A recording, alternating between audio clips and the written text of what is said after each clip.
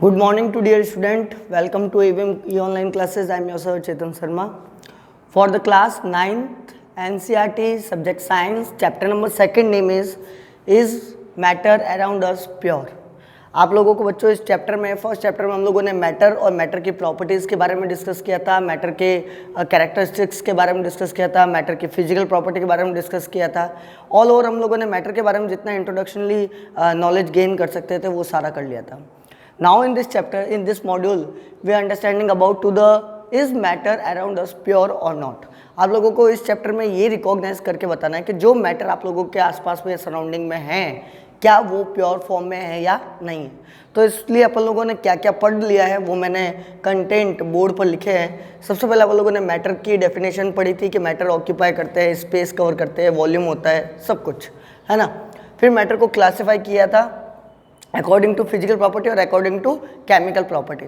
तो physical property यानी externally appearance से हम लोगों ने पता लगाया था कि फिजिकल स्टेट के अकॉर्डिंग अगर मैटर को देखा जाए तो मैटर सॉलिड में एग्जिस्ट होता है, लिक्विड में होता है, गैस में होता है और प्लाज्मा और बीसी, ये भी दो फॉर्म्स हम लोगों ने फर्स्ट चैप्टर में डिस्कस की थी। तो इसलिए हम लोगों को नहीं लिया इसमें। केमिकल प्रॉपर्टी के अकॉर्डिंग मैटर को प्योर और इम्प्योर दो पार्ट्स में डिवाइड किया हुआ है। तो प्योर फॉर्म में मैंने आपको बताया था जिसमें सारे के सारे कॉन्स्टिट्यूएंट पार्टिकल्स एक ही यूनिफॉर्मली कंपोजिशन में एडजस्ट होते हों या कंबाइन होते हों, वो प्योर फॉर्म होती है मैटर की। प्योर फॉर्म में जनरली एलिमेंट्स और कंपाउंड इंक्लूडिंग होते हैं, जबकि इम्प्योर में मिक्सचर आता है। मिक्सचर को वापस टू टाइप से बांट दिया था, होमोजीनियसली और हेटेरोजीनियसली। होमोजीनियस मतलब जिसमें यूनिफॉर्मली कंपोजिशन हो और सेपरेशन नहीं हो पाता हो, वो होमोजीनियसली हो गया। और सेपरेशन मतलब नहीं हो पाता किसी भी फिजिकल मेथड से, तो ये पार्टिकल सारे एक दूसरे के अंदर कंबाइन हो जाएंगे। हेटेरो बिल्कुल अलग हो गया था। सॉल्यूशन के बारे में पढ़ा था कि सॉल्यूशन एक होमोजीनियसली मिक्सचर होता है जो कि कंबाइन होता है सॉल्यूट और सॉल्वेंट के मिक्स होने से बनता है। टाइप्स ऑफ सॉल्यूशन आप लोगों ने पढ़ लिए थे, true solution, suspension solution and colloidal solution. मैंने उस पर डिफरेंस भी आप लोगों को बता दिया था बच्चों।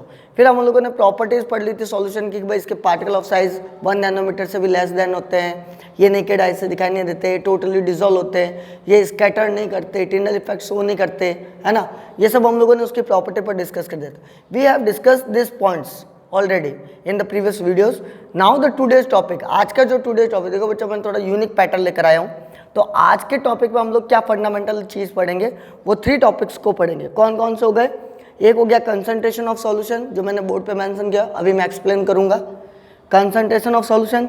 Second is saturated and unsaturated solution, जो कंसंट्रेशन पर ही बेस है, और सॉल्युबिलिटी। अब यहाँ पर बात करते हैं कंसंट्रेशन ऑफ सॉल्यूशन। मैंने आप लोगों को बच्चों सॉल्यूशन तो बता दिया कि सॉल्यूशन का मतलब क्या हो गया। सॉल्यूशन दो चीज़ों से मिलकर बनता है, एक होता है सॉल्यूट और एक होता है सॉल्वेंट। सॉल्यूट वो हो गया जिसको डालना है, जैसे शुगर है, सॉल्ट है, इनको डालना है। और किस में डालना है? जैसे वाटर में डालना है। तो हमेशा ध्यान रखना बच्चों कि solvent is allowed to the solute inside in them. तो सॉल्वेंट वो होते हैं जो पार्ट ऑफ सॉल्यूशन वो होंगे जिसमें सॉल्यूट आकर डिजोल्व होगा, तो उसको सॉल्वेंट कहा जाता है। तो वाटर यहाँ पर सॉल्वेंट का रोल प्ले करेगा, जबकि शुगर एंड सॉल्ट सॉल्यूट का रोल प्ले करेंगे क्योंकि इनका अमाउंट कम होता है। ठीक है। अब जैसे ये सॉल्यूशन बना तो उसके हिसाब से कंसंट्रेशन आ जाती है, यानी कि सॉल्यूशन का, ध्यान से सुनना, इसकी पावर आ जाएगी। कंसंट्रेशन का मतलब होगा इसकी पावर, है ना, इसकी पावर। अब यहाँ पर पावर किसकी है? सॉल्यूट की ज़्यादा हो गई है या सॉल्वेंट की ज़्यादा हो गई? या तो सॉल्यूट ज़्यादा हो जाएगा या सॉल्वेंट ज़्यादा हो जाएगा। आप लोगों ने देखा होगा कई बार कोई लोग होते हैं जो कड़क चाय पीते हैं। तो कड़क चाय का मतलब क्या हो गया? उसमें चाय पत्ती आप लोगों को क्या डालनी पड़ेगी? टी लीव्स ज़्यादा डालनी पड़ेगी। तो कंसंट्रेशन यानी कि वहाँ पर कंसंट्रेशन किसकी आई हो गई है? सॉल्यूट की आई होगी, क्योंकि चाय पत्ती आप लोगों ने ज़्यादा डाल दी, मिल्क आप लोगों ने कम कर दिया। कोई कोई ब्लैक टी भी पीते हैं, तो ब्लैक टी के लिए जनरली वही, उसमें मिल्क होता ही नहीं है ना। तो एक सॉल्यूट कम हो गया, दूसरा वाला ज़्यादा हो गया। एक्सेसली अगर अपन लोग किसी की पावर को बढ़ा देते हैं उसको कहा जाता है कंसंट्रेशन। तो यहाँ पर अब देखो बच्चों, मैंने आप लोगों को डेफिनेशन लिख के दी हुई है, तो उसको पढ़ते हैं एक बार। The amount of the solute present in the given amount of solution. जहाँ पर आप लोगों का ये जो सॉल्यूशन है, ध्यान से सुनना, ये सॉल्यूशन है, ठीक है। इस सॉल्यूशन, जैसे मैंने टी की बात कर दी, ब्लैक टी, ठीक है ना। तो इस ब्लैक टी के अंदर जो सॉल्यूट था, अब यहाँ सॉल्यूट क्या था? Tea leaves. इसका अमाउंट डिपेंडिंग करता है उसकी कंसंट्रेशन को। तो यहाँ पर आ गया है the amount of solute present in the given amount of solution. आप लोगों के पास में जो ये गिवन अमाउंट है, सपोज करो कि ये 1 ml है, तो 1 ml में या 3 ml में आप लोगों ने टी लीव्स कितनी डाली है, उसके अमाउंट का जो रेशियो होगा, उसके अमाउंट का रेशियो, यानी कि सॉल्यूट अपॉन सॉल्यूशन का जो रेशियो होगा, उनके अमाउंट का जो रेशियो होगा वो कहलाएगा कंसंट्रेशन ऑफ सॉल्यूशन। ओके बच्चों, आई होप आप लोगों को समझ में आ गया होगा। उसके बाद में थोड़ा सा आगे चलते हैं, नहीं समझ आया तो एक बार कमेंट में लिख देना, तो मैं आपको समझा दूंगा। कंसंट्रेशन का एक फॉर्मूला आप लोगों को गिवन है केमिस्ट्री के अंदर। क्या होता है कंसंट्रेशन ऑफ सॉल्यूशन का formula? Amount of solute upon the amount of solute. या तो आप लोग दो क्वांटिटी का रेशियो निकाल दो, आप लोगों ने कितना अमाउंट लिया है, किसका? सॉल्यूट का। अब यहाँ अमाउंट से मतलब क्या हो गया? यहाँ अमाउंट से मतलब हो गया, अगर आप लोग सॉलिड में ले रहे हो तो मास हो जाएगा ग्राम में या किलोग्राम में, या आप लोग अगर वॉल्यूम में ले रहे हो तो लीटर में या मिलीलीटर में हो जाएगा, है ना। तो अमाउंट मतलब एक्चुअली उसकी क्वांटिटी को बता रहा है। तो आप लोग अगर मास में ले रहे हो या वॉल्यूम में ले रहे हो वो आप पे डिपेंड कर रहा है ना, लिक्विड में ले रहे हो या सॉलिड में ले रहे हो। तो जो भी है, अगर मान लो इन दोनों का रेशियो निकाले तो कंसंट्रेशन पता चल जाएगा। यही होता है, अगर आप लोगों के पास में अगर कोई सॉल्यूशन बनाना है तो आप लोग अलग अलग मेथड अप्लाई करोगे, जो ज़्यादा मेथड काम आ जाएगा वो उसकी कंसंट्रेशन हो गई। यानी कि ये वाला क्वेश्चन जो होगा वो इसी मेथड से सॉल्व होगा, तो वो उसकी क्या हो गई है? कंसंट्रेशन हो गई। और अमाउंट ऑफ सॉल्यूट, एक और फॉर्मूला भी है, amount of solute upon the amount of solution. या तो आप लोग ये यूज़ में लो। क्या होता है, ये कब यूज़ में लिया जाता है मैं बता देता हूँ। एक्चुअली क्या होता है, केमिस्ट्री में जब न्यूमेरिकल्स आते हैं तो वहाँ पर सॉल्यूशन नहीं लिखा होता है, वहाँ पर एक तो दिया होता है सॉल्वेंट और एक सॉल्यूट। तो आप लोगों को ये फॉर्मूला डायरेक्टली पुट करके रिजल्ट निकल सकता है स्ट्रेट फॉरवर्ड। या अगर मान लो सॉल्यूशन लिखा हुआ और सॉल्यूट का अमाउंट दिया हो तो आप लोग ये फॉर्मूला भी यूज़ कर सकते हो, ठीक है ना। और अगर मान लो कि आप लोगों को और अच्छे से निकालना तो इन दोनों को ऐड कर दो, इन दोनों को ऐड कर दोगे तो ऑटोमेटिकली सॉल्यूशन का भी निकल जाएगा। जब अपन लोग न्यूमेरिकल क्वेश्चन सॉल्व करेंगे तो मैं आप लोगों को बताऊंगा बच्चों, ठीक है ना।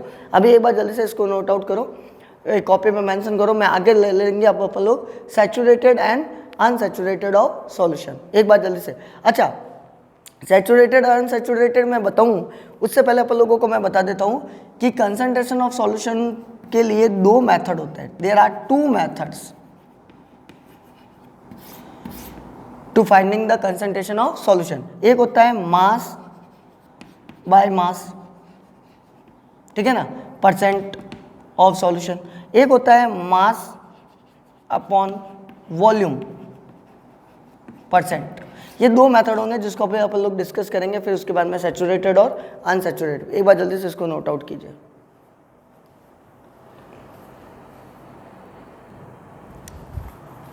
Okay, my dear student, there are the two methods to express the concentration of solution. यहाँ पर दो methods है जब आप लोग किसी भी concentration यानी कि कोई solution है वो कितना ज़्यादा concentrated है, कितना ज़्यादा उसका powerful है, वो आप लोग पता लगा सकते हो। You can easily recognize by there are the two methods. एक है mass by mass, mass by mass percentage of solution. या तो आप लोग क्या करो कि आप लोगों के पास जो दे रखा है अमाउंट दे रखा है वो कितने ग्राम में दे रखा है। मान लो सॉल्यूट आप लोगों को इतने ग्राम दे रखा है और सॉल्यूशन आप लोगों को इतने ग्राम दे रखा है, उसका रेशियो निकाल दो, इनटू कर दो 100 से, तो वो परसेंटेज निकल जाएगा। तो एक तो ये तरीका है, आप लोग किसी भी कंसंट्रेशन ऑफ सॉल्यूशन को परसेंटेज में गेन कर सकते हो। कैसे? जब आप लोगों को क्या दे रखा हो, मास ऑफ सॉल्यूट, और क्वेश्चन में आप लोगों को मास ऑफ सॉल्यूशन दे रखा हो, आप लोग इनटू कर दो 100 से, आप लोगों को डायरेक्ट उसका परसेंटेज आ जाएगा। ऐसे क्वेश्चन भी आते हैं डायरेक्टली, है ना। तो फॉर्मूला आप लोगों को मालूम होना चाहिए, लिस्ट बना देना फॉर्मूले की, क्योंकि इस चैप्टर में आप लोगों को न्यूमेरिकल सॉल्व करने पड़ेंगे। सेकंड इज मास पर volume, mass by volume. Mass by volume का मतलब क्या हो गया, एक में सॉल्यूट का मास दिया होगा और दूसरे में सॉल्यूशन का वॉल्यूम दिया होगा, यानी कि वो लीटर या मिलीलीटर में दिया होगा, यहाँ पर किलोग्राम या ग्राम में दिया होगा। जनरली ग्राम में ही आता है, किलोग्राम में तो इतना ज़्यादा क्या सॉल्यूट को बहुत बड़ा सॉल्यूशन बन जाएगा, है ना। तो ग्राम में ही आएगा, यहाँ पर आप लोगों को मिलीलीटर में आएगा, ml में आएगा। तो इसका फॉर्मूला क्या हो गया, मास ऑफ सॉल्यूट और upon volume of solution into the 100। I hope अभी इतना ज़्यादा आप लोगों को आसानी से समझ नहीं आएगा, लेकिन जब अपन न्यूमेरिकल क्वेश्चन सॉल्व करेंगे, न्यूमेरिकल क्वेश्चंस को सॉल्व करने पर आप लोगों को ये इजीली समझ आ जाएगा। एक बार जल्दी से इसको फॉर्मूले को नोट आउट कीजिए। हम लोग नेक्स्ट ले लेते हैं saturated and unsaturated solution. Okay बच्चों,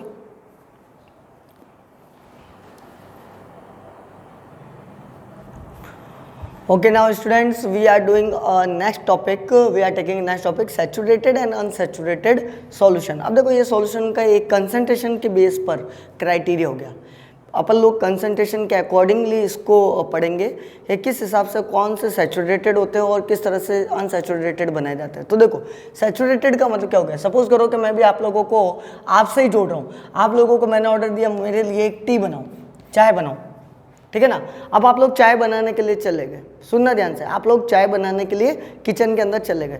तो अब आप लोग क्या करते हो, जब आप लोग ध्यान से सुनना, चाय बना रहे हो तो आप लोग क्या करोगे कि यार सर आए हैं पहली बार हमारे घर पे, तो यार उनको चाय कैसे लगेगी या नहीं लगेगी. आप लोगों के मन में एकदम थोड़ा सा शिवरिंग होगा, थोड़ा सा एक डर लगेगा, है ना, थोड़ा सा एक फियर होगा कि यार सर को पसंद आएगा नहीं आएगा, मैं बना रही हूँ या मैं बना रहा हूँ तो कैसा लगेगा. तो उस समय आप लोग क्या करोगे, बार बार उस टी को या चाय को आप लोग चखोगे, या शुगर का अमाउंट बराबर है या नहीं है, टी लीफ ज़्यादा तो नहीं पड़ गई है, मसाला कम तो नहीं रह गया, मिल्क ज़्यादा तो नहीं हो गया, सर कैसे पीते हैं. आप लोगों के मन में एजिटेशन होगा.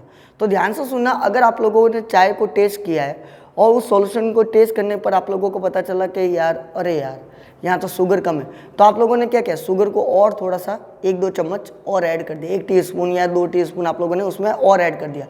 तो उस दौरान जब आप लोगों को पता चल रहा है कि अभी तक ये ऐड मतलब कहने का मतलब हो गया कि अभी तक इसमें नीड है सॉल्यूट को ऐड करने की, उस कंडीशन में ये अनसैचुरेटेड हो गया, क्योंकि अभी तक आप लोग उसमें ऐड कर रहे हो. जैसे ही आप लोगों को लगे कि यार नहीं अब ये बराबर हो गया, तो ना तो उसको ऐड करने की जरूरत पड़ेगी अब आप लोगों को, यानी अब आप लोगों को शक्कर और डालने की जरूरत नहीं है, ना मिल्क डालने की जरूरत है. क्यों, क्योंकि वो एक लेवल में हो गया. जब बराबर हो जाता है यानी कि आप लोग जितना डाल रहे थे उतना बराबर हो गया और उसका टेस्ट बराबर आ रहा है, उस कंडीशन में उसको बोला जाता है सैचुरेटेड. तो सैचुरेटेड का मतलब क्या हो गया, व्हेन नो मोर, यानी अब आवश्यकता नहीं है, no more amount of the solute can dissolve in the solution. अब आप लोगों के पास वो जो सॉल्यूशन प्रिपेयर हुआ है उसमें आपको कोई नीड नहीं है कि एक्स्ट्रा में आप लोग बाहर से कोई एक सॉल्यूट उसमें डालो, कोई जरूरत नहीं है. तो उस कंडीशन को कहा जाता है at a particular temperature, at a particular temperature, ये टेम्परेचर है ना, कॉल्ड सैचुरेटेड सॉल्यूशन. उस टाइप के सॉल्यूशन को क्या कहा जाएगा, saturated solution.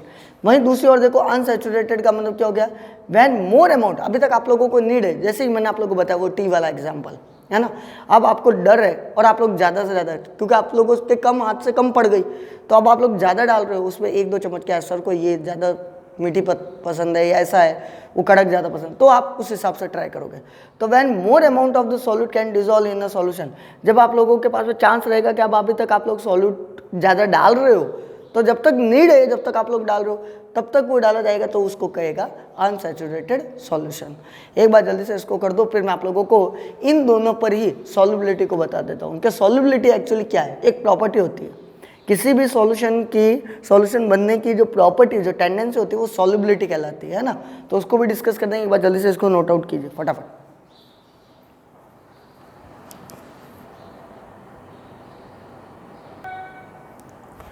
Okay dear students, last है वो है सॉल्युबिलिटी. आज के जो टॉपिक के अंदर जो लास्ट फंडामेंटल टॉपिक है वो है सॉल्युबिलिटी. एक्चुअली सॉल्युबिलिटी एक प्रॉपर्टी होती है किसी भी सॉल्यूशन की. जब आपको पता चल जाए कि यार अब सैचुरेटेड सॉल्यूशन बन चुका है, अब मुझे कोई नीड नहीं है एक्स्ट्रा अमाउंट में सॉल्यूट डालने की, जैसा सर ने चाय पसंद थी वैसी मीठी हो गई है, अब एक्स्ट्रा शक्कर डालने से क्या मतलब, किसी को डायबिटीज़ देने से क्या मतलब, है ना. तो आप लोगों को जब एहसास हो जाए, जब आप लोगों को फील हो जाए कि we are not more to the need of the extra amount of the solute, तो आप लोगों को जब पता चले कि अब सैचुरेटेड सॉल्यूशन जब प्रिपेयर हो गया है, तो सैचुरेटेड सॉल्यूशन का मतलब हो गया आप पूरे के पूरे सॉल्वेंट के अंदर सॉल्यूट डिजोल्व हो गया, अब गैप नहीं है, सारे के सारे पार्टिकल्स आ गए और वो टोटली डिजोल्व हो गया. उस प्रॉपर्टी को, उस टेंडेंसी को सॉल्यूशन की सॉल्युबिलिटी बोला जाएगा. क्या बोला जाएगा, सॉल्युबिलिटी. यानी अब आपको रिकॉग्नाइज हो गया कि चलो भाई अब सब सही है, ठीक है ना. तो यहाँ पर जो मैंने लिखा है वो देखिए, the amount of the solute present in the saturated solution. जो अमाउंट सॉल्यूशन का, ध्यान से सुनना, जो अमाउंट सॉल्यूट का किसी सैचुरेटेड सॉल्यूशन में अगर प्रेजेंट है, यहाँ पर बात आ गई ना सैचुरेटेड, यानी no more need to the solute dissolve in at the given temperature, this property of the solution is called solubility. ये बहुत ईजी है, solubility आप लोगों ने पढ़ रखा है ना. पानी के अंदर शुगर सॉल्युबल हो जाएगा, पानी के अंदर आप लोगों के सॉल्ट डिजोल्व हो जाएगा, लेकिन आप लोगों को ये ध्यान रखना है वो उतने अमाउंट में डिजोल्व होगा जब तक वो सैचुरेटेड यानी बैलेंस नहीं हो जाए. सैचुरेटेड को आप लोग बैलेंस बोल दो, ठीक है ना. चलिए आप लोगों को ये भी हुआ आज के टॉपिक में। अब नेक्स्ट जब मेरा वीडियो आएगा तो आप लोग कुछ और फंडामेंटल टॉपिक्स को लेकर आगे की तरफ फॉरवर्ड करेंगे, प्रोसीड करेंगे। ओके, आई होप आज का वीडियो आप लोगों को समझ में आ गया। वीडियो को पूरे एंड तक देखो क्योंकि हर एक पॉइंट 9th स्टैंडर्ड में बहुत काम का है। स्कूल ओपन नहीं हो रही है लेकिन आप लोग इस वीडियो में बने रहो ताकि आप लोगों की पढ़ाई लॉस नहीं हो, क्योंकि हम लोगों का मेन एम यही है आप लोगों को आगे की तरफ प्रोसीड करना, आप लोगों को फ्यूचर में कुछ एबल बनो। तो उसके लिए स्कूल खुले नहीं खुले लेकिन विद्या नहीं रुकनी चाहिए, अध्ययन नहीं रुकना चाहिए। यही मेरी आप लोगों से रिक्वेस्ट है। Okay, thank you.